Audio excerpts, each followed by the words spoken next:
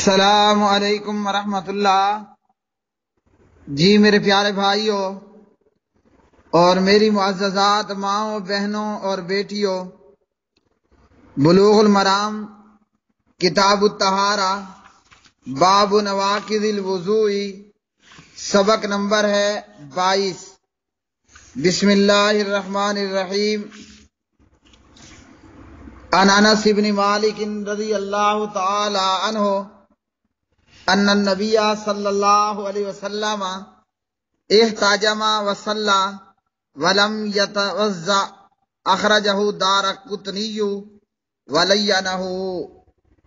حضرت انس بن مالک رضی اللہ تعالی عنہ راوی ہیں، فرماتے ہیں کہ نبی علیہ الصلوۃ والسلام نے پچھنے لگوائے اور نیا وضو کیے بغیر نماز ادا کی۔ اسے دارقطنی نے روایت کیا اور کہا کہ کمزور ہے، یعنی اس روایت کی سند کمزور ہے۔ میرے پیارے بھائیوں، حضرت انس رضی اللہ تعالی عنہ کی اس روایت سے یہ معلوم ہوا کہ پچھنے لگوانے، جسم سے خون نکلوانے کی وجہ سے، جسم سے خون نکلوانے کی وجہ سے وضو نہیں ٹوٹتا۔ جسم کے کسی حصے سے اگر بندہ خون نکلوائے تو وضو نہیں ٹوٹتا، اور جیسے ہم پہلے پڑھ چکے ہیں، اگر پخانہ پیشاب کی جگہ سے کچھ بھی آئے گا تو وضو ٹوٹ جائے گا۔ یہ روایت سندن ضعیف ہے، تاہم دیگر صحیح احادیث سے یہ بات ثابت ہے کہ پخانہ پیشاب کے دونوں قدرتی راستوں کے علاوہ بدن سے خون کا نکلنا ناقض وضو نہیں ہے۔ عبداللہ بن عمر، عبداللہ بن عباس رضی اللہ تعالی عنہم اور کئی دیگر صحابہ کرام رضوان اللہ علیہ مجمعین اور تابعین کی ایک کثیر جماعت کے علاوہ امام مالک، امام شافعی کا یہی مذہب ہے کہ جسم کے کسی حصے سے خون نکلنے پر وضو نہیں ٹوٹتا سوائے پخانہ پیشاب کی جگہوں کے۔ اور یہی میرے پیارے بھائیوں ہم اس سے پہلے اسباق سبقوں کے اندر پڑھ کر آئے ہیں۔ تو جسم کے کسی حصے سے بھی خون نکلے وضو نہیں ٹوٹتا سوائے پخانہ پیشاب کی جگہوں کے، کہ وہاں سے جو بھی نکلے گا وضو ٹوٹ جائے گا۔ اگلی حدیث، عن معاویہ رضی اللہ تعالی عنہ قال قال رسول اللہ صلی اللہ علیہ وسلم العین وقاء الصحی فاذا نامت العینان استلق الوقاء، رواہ احمد والطبرانی وزاد ومن نام فلیتوضا۔ وهذه الزيادة في هذا الحديث عند أبي داود من حديث علي دون قوله استلق الوقاء، وفي كلا الإسنادين ضعف۔ ولأبي داود أيضا عن ابن عباس رضي الله تعالى عنهما مرفوعا إنما الوضوء على من نام مضطجعا، وفي إسناده ضعف أيضا۔ حضرت معاویہ امیر المومنین معاویہ بن ابی سفیان رضی اللہ تعالی عنہ راوی ہیں۔ نبی علیہ الصلوۃ والسلام کا ارشاد گرامی ہے، آنکھیں دوبر کا بندن ہیں، آنکھیں دوبر کا تسمہ ہیں۔ جب آنکھیں سو جاتی ہیں تو بندن ڈھیلا ہو جاتا ہے۔ اسے احمد اور طبرانی نے روایت کیا، اور طبرانی نے یہ اضافہ بھی نقل کیا، یعنی طبرانی کی روایت میں یہ الفاظ زیادہ ہیں، جس شخص کو نیند آئے اس کو چاہیے، جس شخص کو نیند آ جائے اس کو چاہیے کہ وہ دوبارہ سے وضو کرے۔ اور یہی اضافہ ابو داود کی اس روایت میں ہے کہ جو حضرت علی رضی اللہ تعالی عنہ کے واسطے سے ہے، اور علی کی روایت میں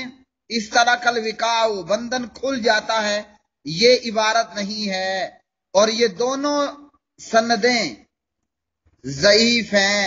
یہ دونوں روایات باعتبار سند دونوں کی دونوں ضعیف ہیں۔ معاویہ رضی اللہ تعالی عنہ والی روایت بھی اور حضرت علی کی ابو داود والی روایت بھی، اور اسی طرح ابو داود میں عبداللہ بن عباس رضی اللہ تعالی عنہما کے واسطے سے بھی مرفوعاً آیا ہے کہ وضو تو اس شخص پر ہے جو لیٹ کر سو جائے، اور یہ روایت بھی سند کے اعتبار سے ضعیف ہے۔ تو میرے پیارے اور محترم سامعین، ان احادیث سے ہمیں یہ معلوم ہوا کہ آنکھیں دبر کا تسمہ، دبر کا بندھن ہیں، جیسے جوتے کا تسمہ ہوتا ہے، اسی طرح آنکھیں جو ہیں وہ دبر کا تسمہ، دبر کا بندھن ہیں۔ جب بندہ سو گیا تو سونے سے وضو ٹوٹ جاتا ہے، کیونکہ کوئی معلوم نہیں ہے ہوا خارج ہوئی نہیں ہوئی، تو اس لیے جب نیند آئی وضو ٹوٹ جائے گا۔ اور اس سے پہلے کے اسباق میں ہم یہ پڑھ چکے ہیں کہ صحابہ کرام رضوان اللہ علیہ مجمعین ایک مرتبہ میں نماز کے انتظار میں، نماز عشاء کے انتظار میں بیٹھے رہے، یہاں تک کہ ان کے سر جو ہے وہ نیند سے جھکنے لگے۔ تو ان تمام احادیث کا خلاصہ یہ ہے کہ جب بھی کوئی بندہ ٹیک لگا کر، لیٹ کر، سہارا لے کر بیٹھے گا، لیٹے گا، اور اس کو نیند آ گئی تو اس کا وضو جاتا رہے گا۔ اس سلسلے میں ہم ابو داود کے اندر حضرت علی رضی اللہ تعالی عنہ اور دیگر کی روایات دیکھتے ہیں کہ پیارے نبی علیہ الصلوۃ والسلام کے صحابہ اور آپ علیہ الصلوۃ والسلام کے فرامین اس تعلق سے کیا ہیں۔ حضرت علی رضی اللہ تعالی عنہ کی روایت ابو داود کتاب الطہارہ میں 203 نمبر پر، عن علی بن ابی طالب رضی اللہ تعالی عنہ قال قال رسول اللہ صلی اللہ علیہ وسلم وقاء الصحی العینان فمن نام فلیتوضا۔ علی رضی اللہ عنہ کہتے ہیں نبی علیہ الصلوۃ والسلام نے فرمایا آنکھیں سرین کا دبر کا تسمہ ہے، تو جو سو جائے اس کو چاہیے کہ وہ وضو کرے۔ یہ روایت سندن ضعیف ہے اور بعض نے شواہد کی بنیاد پر اس روایت کو حسن کہا ہے۔ تو اس باب میں سو کر لیٹنے سے یا لیٹ کر سونے سے جو ہے وہ وضو ٹوٹ جاتا ہے جب بندہ سہارا لے کر، ٹیک لگا کر سوئے ہوئے ہیں یا لیٹ کر سویا ہوا ہے، چاہے وہ پیٹھ کے بل سوئے، پہلو کے بل سوئے، پہلو کے بل لیٹے یا پیٹھ کے بل لیٹے وغیرہ وغیرہ۔ جب بھی کوئی بندہ لیٹے گا اور سو گیا اس کا وضو جاتا رہے گا۔ ہاں اگر وہ بیٹھا ہے اور بیٹھے بیٹھے نیند سے اس کا سر جھک جاتا ہے تو وضو نہیں ٹوٹے گا۔ حضرت انس رضی اللہ تعالی عنہ کی روایت ابو داود کتاب الطہارہ میں 200 نمبر پر فرماتے ہیں انس کانا صحاب رسول اللہ صلی اللہ علیہ وسلم ینتظرون العشاء، اصحاب رسول علیہ الصلوۃ والسلام نماز عشاء کا انتظار کرتے رہتے حتیٰ کہ ان کے سر نیند کے باعث جھک جاتے، پھر وہ نماز پڑھ لیتے اور وضو نایا نہ کرتے تھے۔ یہی روایت صحیح مسلم کتاب الحیض کے اندر موجود ہے۔ تو اس سے یہ معلوم ہوا کہ اگر بندہ لیٹا ہوا نہیں ہے بلکہ بیٹھے بیٹھے نیند کی وجہ سے سر جھک جائے تو اس کا وضو نہیں ٹوٹے گا، اور اگر لیٹ کر اس کی آنکھ لگ گئی، اس کو نیند آ گئی تو اس کا وضو جاتا رہے گا۔ تو امیر المومنین حضرت معاویہ رضی اللہ تعالی عنہ کی اس روایت سے معلوم ہوا، اور یہی جو ہے حضرت علی کی روایت میں ہے کہ آنکھیں دبر کا بندھن، دبر کا تسمہ ہیں۔ معاویہ رضی اللہ تعالی عنہ نبی علیہ الصلوۃ والسلام کے جلیل القدر عظیم المرتبت صحابہ کرام میں سے ہیں رضوان اللہ علیہ مجمعین۔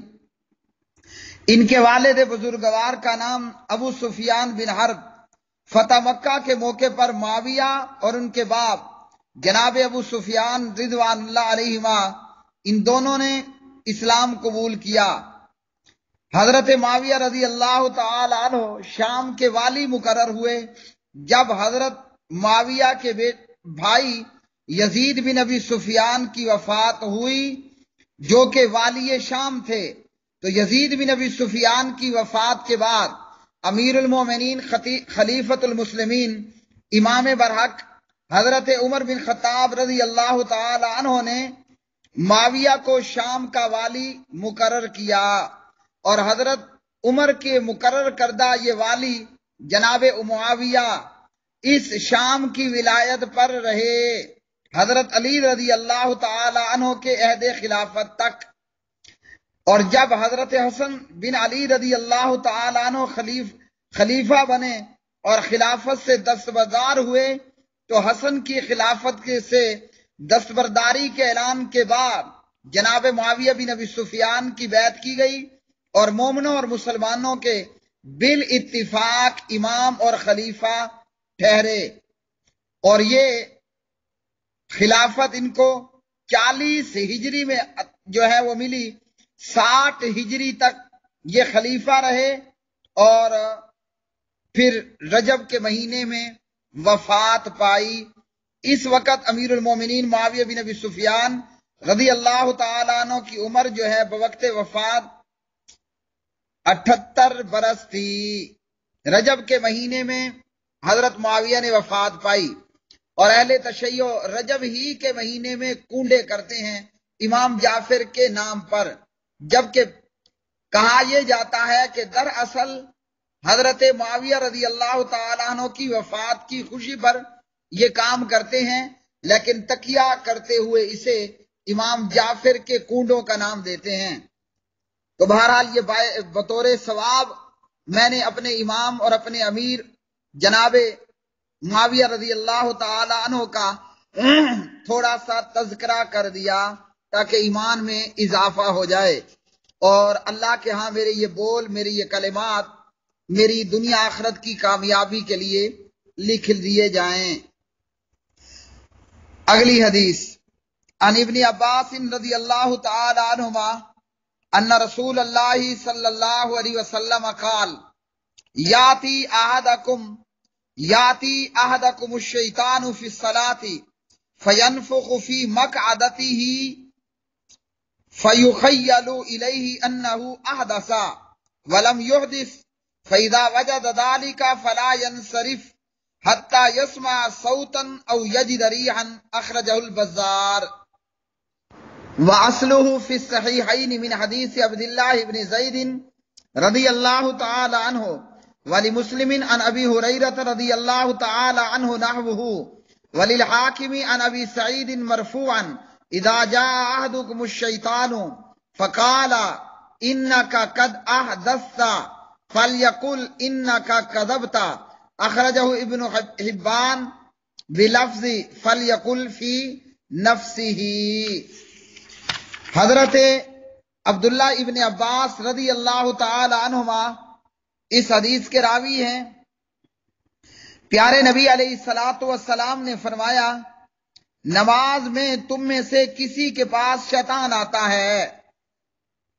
اور اس کی مقعد میں پھونک مارتا ہے۔ نماز پڑھتے ہوئے نمازی کے خیالات میں شیطان آتا ہے اور آ کر نمازی کے مقعد میں پخانے کی جگہ میں پھونک مارتا ہے،